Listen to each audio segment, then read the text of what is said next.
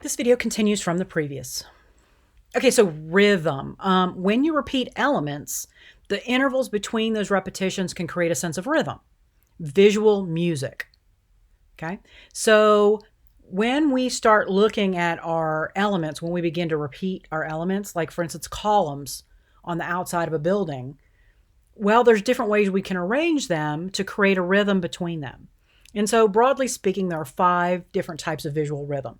Random rhythm, where there is no determined interval, there's no regular interval. Regular rhythm, where we follow the same interval over and over. Alternating rhythm, where it is regular, but it's more complex. We'll get into this in more detail. Flowing rhythm shows the repeated elements following bends, curves, and undulations, which you guys just saw in Klimt's artwork. He did that. He was using flowing rhythm. Progressive rhythm can actually be made by changing one characteristic as we repeat it. So it becomes much more complex.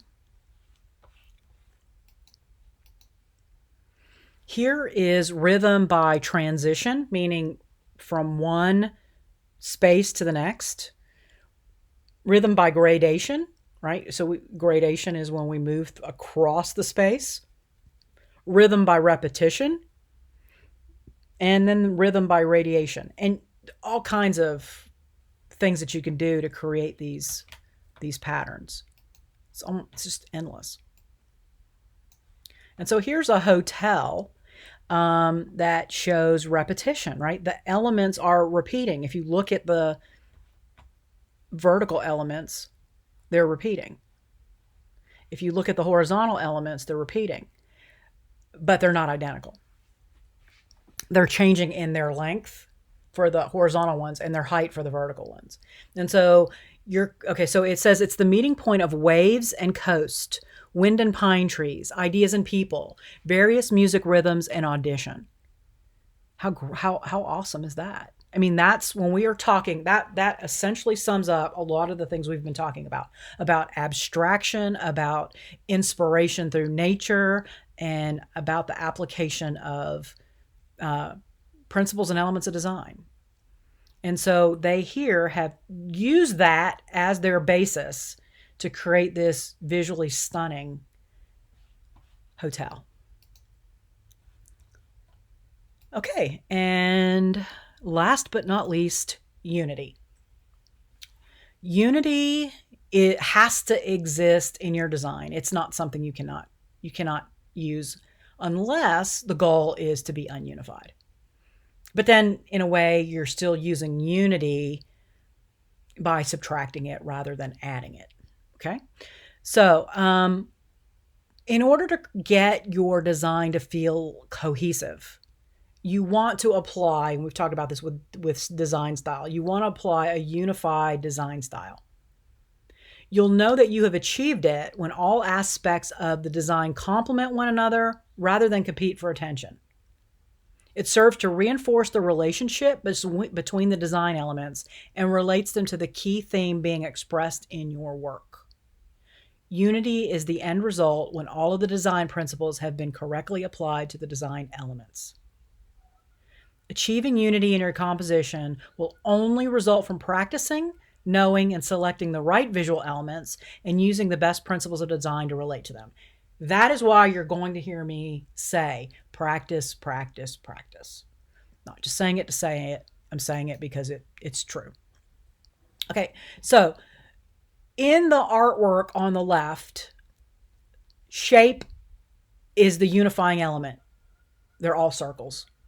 They're different colors. They're different locations in space. They're different sizes. Some of them have different textures. They don't agree on any of that.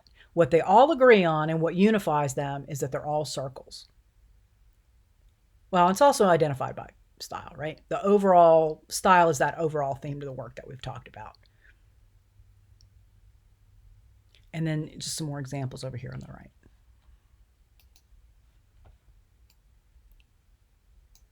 Frank Lloyd Wright's Falling Water unified the design of the house with the landscape by creating a series of forms that fall like the water in the waterfall, and then ultimately included the waterfall. He believed architecture should harmonize with the landscape. Therefore, his designs unified form, texture, color, pattern, line, etc. He would go out and he would visit the site, and he would recognize the nature of the landscape that he was going to put a house on, and he would use those textures, colors, lines, forms, whatever he saw to influence his design. And so this waterfall, okay, so there's a river that literally runs under this house and falls here, and the house straddles it. So when you come in, you can hear this rush of water. I haven't been here, but I've heard people describe it, and friends of mine have told me about it. That when you come in, you can hear this rush of water because it's the waterfall running under the house. I've heard it has horrible mold problems. Something you don't think about. But it also has excellent ventilation in the sense that you can open the windows. So there's that. And then there's a lot of stories around this house, but I don't want to get into those now because I want to continue with this. We'll get there. Next time we see this, I'll tell you the stories. There's some good stories about it. So in summary, design elements and design principles get written about collectively because you have to work with them together, but they are different things. The elements are the actual things we use in a design, and then principles are the rules that govern the use of those elements. How do I not see these? They're underlined in blue twice. And then, so both the elements and the principles become the basic tools in our designer toolbox.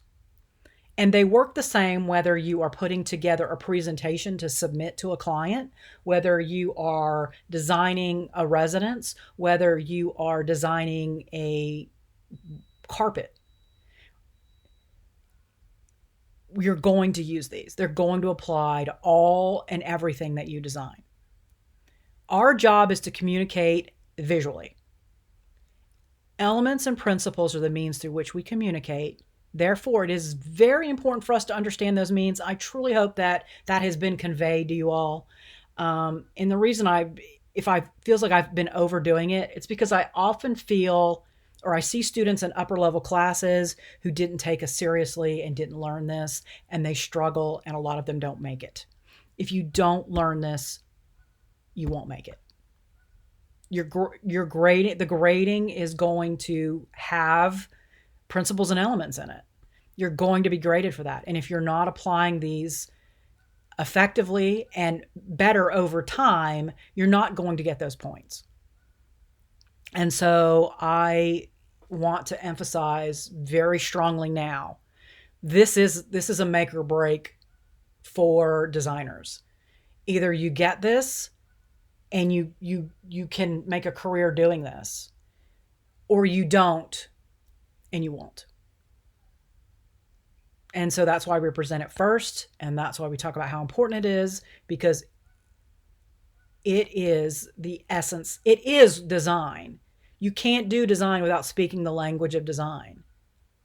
Just as you cannot speak Greek without understanding their alphabet, their words, their syntax, their grammar, a little bit of their culture. You can't.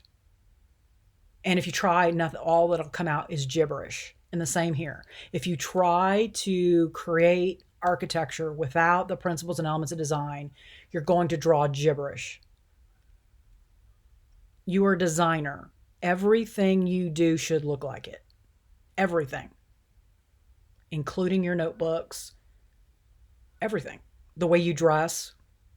I'm not saying you have to spend a lot of money on your clothes, but you should look like this is your opportunity to design yourself. Why didn't you? If you're a designer, wouldn't you?